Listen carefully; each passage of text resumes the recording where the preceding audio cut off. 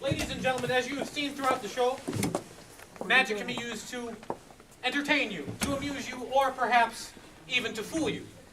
There is another category of magic, one that is much more serious. That's mentalism, reading of the mind, ESP, things like that.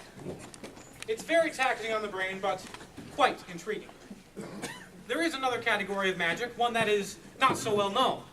That's what I will be performing for you tonight. This is magic that is used to teach good and true object lessons.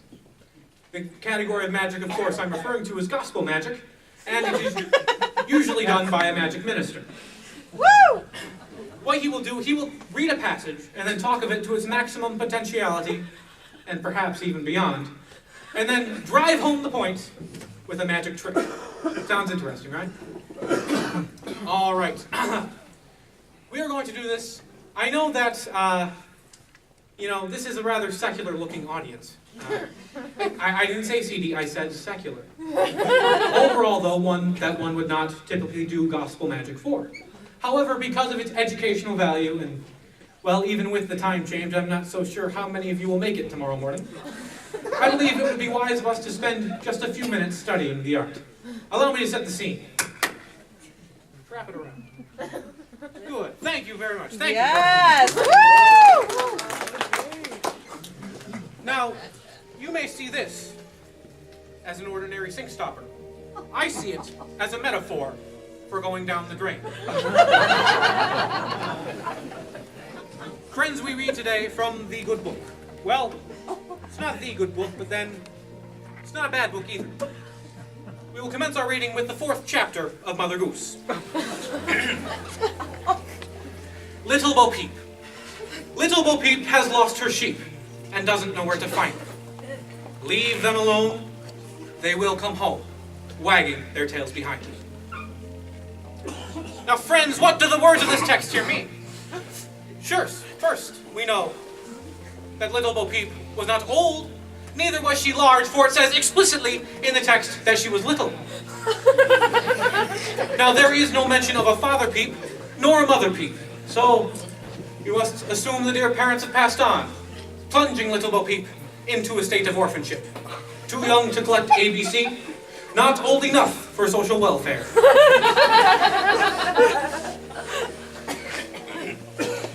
What do we know about Little Bo Peep? Well, we do know that she has some sheep. And because she has some sheep, we know that she was not from a busy metropolis such as Chicago. They don't allow sheep in Chicago. They don't allow sheep in here either. The Knights of Columbus Hall will not put up with any of it. So we have, but alas, a few pieces of cloth to depict the sheep. Now, we don't know how many sheep she had, nor how she acquired them. Maybe she inherited them. Perhaps some old man gave them to her. We don't really know. But we know that she had some sheep. We also know from the text she had one other possession. And as you may see in the picture inside the book, it is a staff. However, due to recently found errors in the Latin translation and new carvings on cave walls, we know it was not a staff, but rather, it was an umbrella. Perhaps the only thing the poor child had to protect herself from the inclement weather and the rain too. Now that we know the story of Little Bo Peep, we're going to study the life of Little Bo Peep. And we are going to study it in 3 points. First, the plight of Peep. Secondly, the proclamation for Peep. And thirdly, the promise for Peep. What do we know about this poor child? Here she is walking along the countryside, perhaps tired, cold, wet, hungry. She turns around, she's lost her sheep. They're gone. And she doesn't know where to find them. Ladies and gentlemen, if you were this little girl, you turned around, you lost your sheep, well, of course you wouldn't know where to find them. It's in the book. They're gone. Lost. Forever. Now, friends, the proclamation. We look at the text, the commandment, leave them alone. Friends, if you were this poor girl, if you were walking down the countryside, you turned around, you lost your sheep, and you didn't know where to find them, you'd have to leave them alone, wouldn't you? You would have to leave them alone. It's in the book.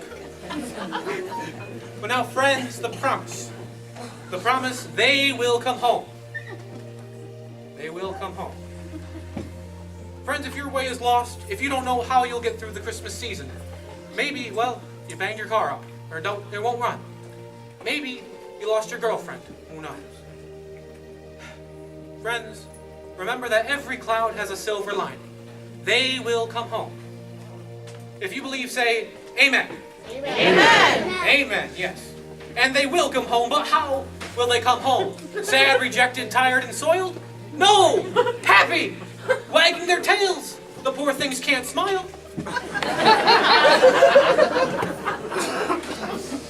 Friends, maybe things aren't going so well. Maybe you lost your job. You don't know where the next penny is coming from. You run your credit card through the machine and it gets declined. We'll run it through again. Remember the silver lining. They will come home. They will come home. If you believe, say, I believe. I believe. Yes, and they will come home, wagging their tails behind them. Did you think they'd wag their